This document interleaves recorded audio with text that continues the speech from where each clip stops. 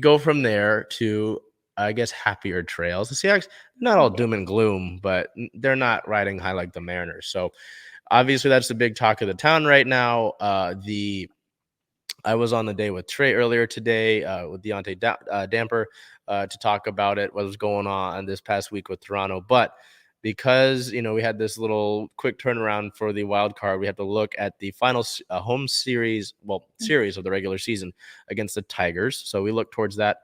October 3rd versus Detroit was a 3-4 loss, a tough one, a close one. Julio Rodriguez was back.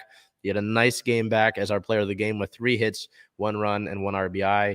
So Julio showing up, immediately being activated off of the injured list. On Tuesday was a doubleheader, which I don't know about you, but having a doubleheader a few days before the playoffs start doesn't seem ideal for the health of your guys. Luckily, Scott Service and the coaching staff was able to manage it, so they got a lot of the sort of more marquee players out and gave them some rest. And Luis Torrens had himself a damn 2 days. We'll get into it. Doubleheader game 1 was a 7-6 win in 10 innings. Yes. So the Mariners had to play this game and then 30 minutes later play another game. It's a long day. Mitch Haniger is our player of the game number 1 with 2 hits, 1 run, and 2 RBIs, and 2-run homer for Mitch there. Our second player of the game is relief pitcher. Yes, relief pitcher. Luis Torrens, 1 inning pitched, no earned runs for Luis. There was a run, but it wasn't earned. No walks and 11 strikes thrown. So, yes, Luis Torrens had to pitch as the extra innings reliever in this game just to preserve the bullpen as best the Mariners could. And he came up and he did his best. If there was no ghost runner in MLB extra innings, then he wouldn't have given up the run, which is pretty incredible to think about. As a catcher who's pitching, he played some second base in Tacoma, and he would do so in the second game. Not in that game. He did so in the final game of the regular season. In the second doubleheader game, the Mariners would win that one a little bit easier in standard 9 innings, 9-6. A player of the game for game 2 was second baseman Abraham Toro with 2 hits, 1 run, 4 RBIs, and a 2-run homer. In the excuse me, all this smoke in the air, not good for my lungs. Regular season finale against the Tigers on October 5th was a 5-4 win. That was a walk-off. So in the most Mariners way possible, they end the regular season off. I'll play the game second baseman. Yes. So in the first game of the doubleheader, Luis Torrens was a relief pitcher. In the second game of the doubleheader, he was the catcher. And then in the final game of the regular season, he was a second baseman. So you want to talk about a utility guy? That's utility right there. Player of the game, of course, Luis Torrens at second, 2 hits, 1 run, 2 RBIs, a 2-run homer to cap off an incredible Tigers series for Luis there. So kind of funky, the Mariners were playing for seeding of such against the Tigers to begin the series. But after that game 1 loss, it was like, okay, need Toronto to kind of lose out, and they didn't do that. So you secured the second overall wild card, knowing that you'd go to Toronto to play the Blue Jays. You're able to get the last 3 wins against Detroit there, which is solid, but just a kind of wacky final series of the regular season. So all of that culminates in Seattle's first playoff appearance in 21 years. I know that that's the story, but I had to hear about how the Mariners were never going to make the playoffs over the entirety of my life. So you get to hear about how they broke that drought and how they ended that drought. So as I mentioned, they knew they were going to go up to Toronto. The last time the Mariners played the Blue Jays in the regular season, they swept them 4-0 here at T-Mobile Park with some crazy games. They went 1-2 in the 3-game series up in Toronto. It's like, okay, this is a good ball club. Toronto's a pretty good baseball atmosphere. Don't know what's going to go on. I know that for a lot of people, it's like, all right, they made it. Next year they're going to go deep. I'm like, well, they still got games to play. This is a team that's got great pitching, had great defense throughout most of the regular season. And when their offense is on, it's on. And so now we look over to the wild card series here against the Blue Jays. Game 1, a 3-0 victory. Seattle comes out, jumps ahead on star pitcher Alek Manoah early. Cal Raleigh hits a 2-run homer, and Luis Castillo has a gem, an absolute, a diamond, whatever gem you want to pick. Just lights it up against the Blue Jays. 7 and a third innings pitch, 6 hits, no runs allowed, no walks, 5 strikeouts on 108 pitches. Just lights out. And we'll see his name here in a little bit because he made a player of the week. But just that's Castillo in that performance is what you expect when you trade for him and you extend him. That sort of thing, those big moments is where you need Luis Castillo, and you got as advertised. You can see in the October 8th slot, if you haven't heard about it yet, you haven't seen the social media reactions, the rally shoe, an incredible comeback for the ages. October 8th at the Blue Jays, a 10-9 win in the standard 9 innings. The Mariners would come back from down 7 runs. It's the third ever comeback in postseason history with a team trailing by 7 or more. The second largest comeback behind the Philadelphia A's back in 1929, which is an 8-run comeback in the World Series. At one point in this game, Toronto had a 99% chance to win. And this October 8th game was actually 27 years to the day of the Mariners' 5-run comeback that was ended with Edgar's 11th inning double, one of the most, probably the most famous moment in Mariners history, but we'll give benefit of the doubt. So I couldn't really believe what most of what was going on. You know, you get to a certain point in this game and people are going, all right, I'll see you Sunday for game 3. You know, we'll look forward to tomorrow. And it's like the 5th inning. I'm like, hey, technically the A lot of game left. It didn't look good, you know, especially with Kevin Gausman for the Toronto just pitching out of his mind. And then he gets pulled with the bases loaded. It's like, all right, you know, if you can convert here, but obviously if you follow us on Twitter, you know, our bases loaded numbers haven't been great. And Carlos, they're able to get some runs. Carlos Santana hits a 3-run homer. It's like, okay, you know, we're kind of crawling back into things here. And just over time, they're able to work it out.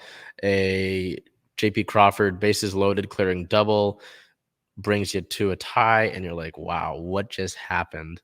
Adam Frazier would later hit a double in the top of the 9th with 2 outs to score Cal Raleigh to give the Mariners the go-ahead run. And George Kirby, yes, starter George Kirby came in to pitch to close out the bottom of the 9th and did a great job of it. I just, you know, for a long time there, it didn't really set in. I was really stunned. JP Crawford after the game said, if we can win this game, we can win any game. And, you know, this team has been resilient, not only this year, but the last 2 years. But it's just really incredible to see this. You know, it's not like Julio had this monster game. Gino didn't have this monster game. Cal Raleigh continues to have a great end of the year now postseason. Adam Frazier has kind of turned it on here. Just really incredible. I mean, I don't know how else to put it. It's comeback for the ages, truly. And I was just stunned. I mean, we'll look back to it here. Players of the game. Number 1, JP Crawford, 1 hit, 3 RBIs. He had the bases loaded, clearing double to tie things up. And then Carlos Santana, 2 hits, 1 run, 3 RBIs, and a walk as player of the game, number 2, with a 3-run homer that really began the comeback. So with that being said, what did you, from your point of view, your perspective, what did this look like for you? Because obviously, I'm sure you see scores of it. You're like, shoot, all right, they'll play another game. We'll have to deal with this on. I don't know. What were you looking at for this incredible comeback? First, I do want to say that I did walk away from my TV for a little bit. I just assumed that they would be playing the game at the gym, and they're very lousy at it because they only had the game on one TV, which I didn't understand. Anywho, we're there, and literally everyone's eyes just shift to the TV because you see that they're making a comeback, and it was incredible because I myself was like, this is gonna go to game 3. We're gonna play again tomorrow. It's gonna be a gritty game because it's 1-1, and obviously next win wins. So it was, I don't even know how to explain it. It was just amazing. I knew that our guys could do it, but just to see them do it after being down so many runs was incredible. And I think I would agree with JP and the energy that Gino showed after the game. Like, if they can win this one, I think they have it in them to go pretty deep into the playoffs.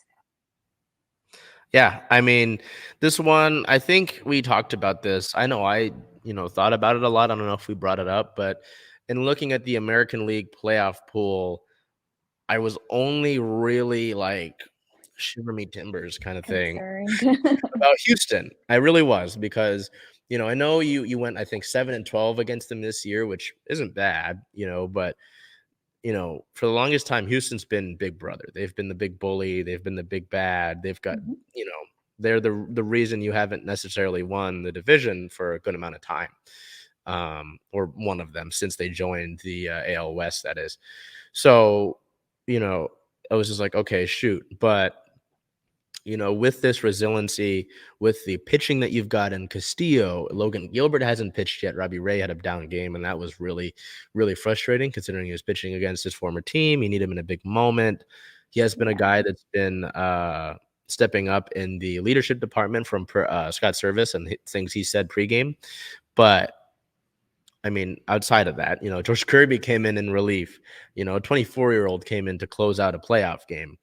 Um, Cal Raleigh is stepping on. We look at the offensive side of it. Cal Raleigh is really stepping up. He's had an incredible year. Um, Adam Frazier, you needed him and his hitting. Mhm. He was a great sort Yeah. of just get on base guy last year. And this is the thing. I'm just waiting for Julio to come out and explode and have one of his big games because he had a solid game one, was able to get on base. His speed helps around the base pass, but Julio hasn't really gone off yet. Gino hasn't really gone off yet. Mitch was quiet, you know. JP Yeah. Crawford had a big double. So it's just like you didn't necessarily see a lot of production out of the guys that you would normally get that production out of. Jared Kelnick had a great September. When am I going to see him, really pop off and be able to do that Mhm. sort of thing? So, um, no, it gives you a little bit more hope. I'm not going to go out there on a limb right now and say, all right, you're going to take Houston.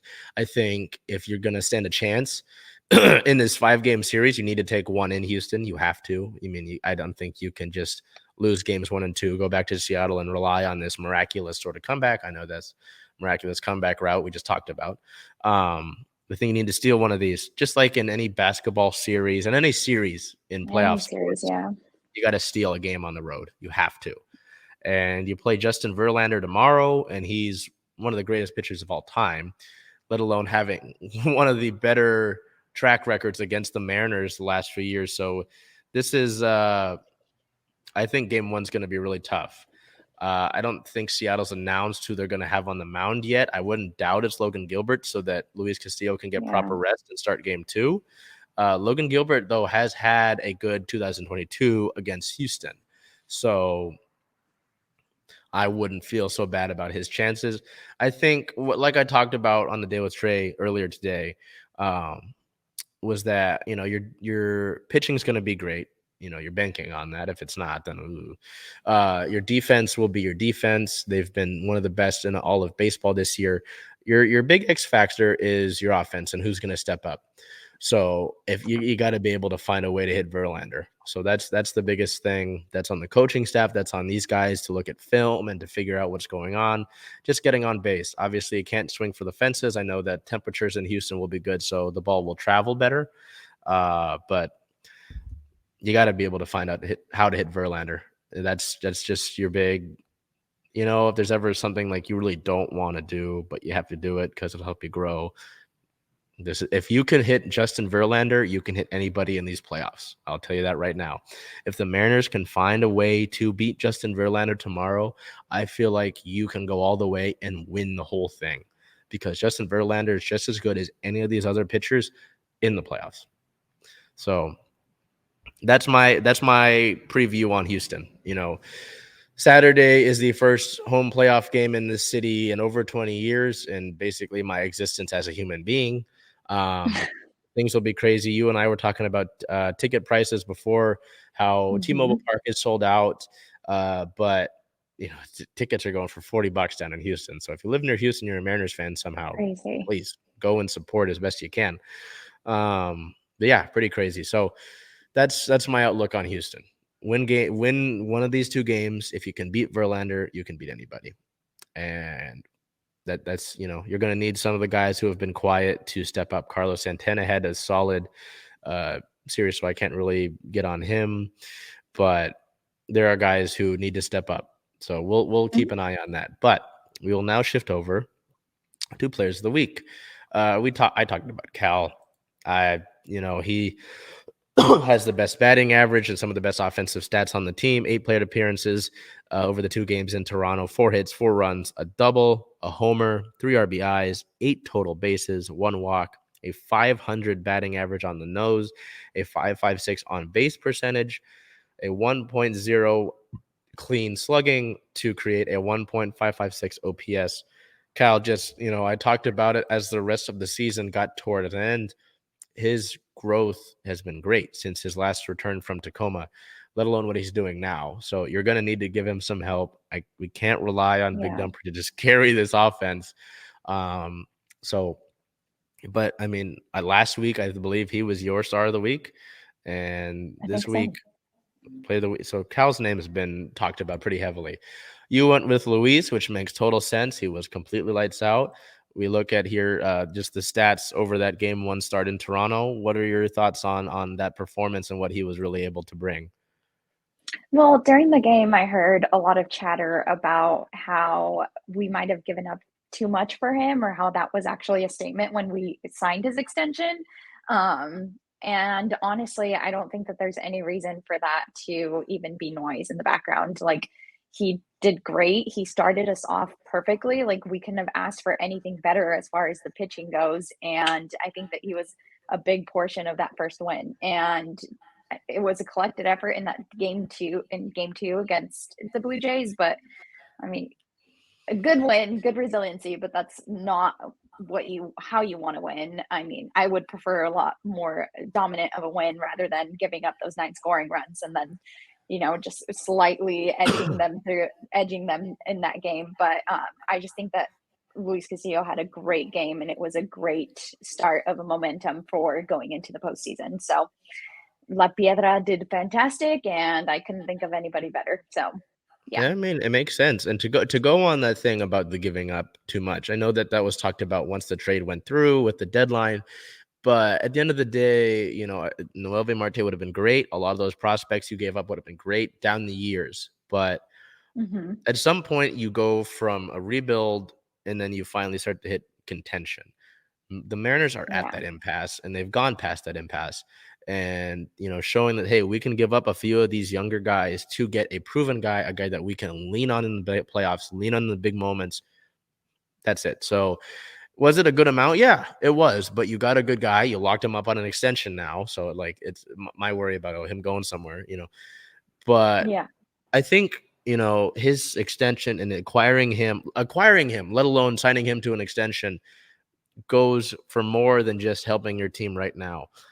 I think that signing him to that extension and really committing to him, making that move for him, shows free agents in the years to come, hey, Seattle isn't, not using a word, isn't messing around. They want Hmm. to win games. They want to be competitive. This is a place I want to be because I know they're going to bring it. They're not here to just mess around and just put out a family-friendly product, sell some tickets, sell some merchandise, sell some Mariner Mooses. They're here to win Yeah. games.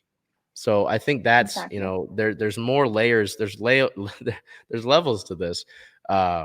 Just the whole Castillo thing. So that's why I'm like, anyone says that you gave up too much, just get rid of them. Get out of here. But yes, I think Castillo say, I could have gone either way with Raleigh or Castillo.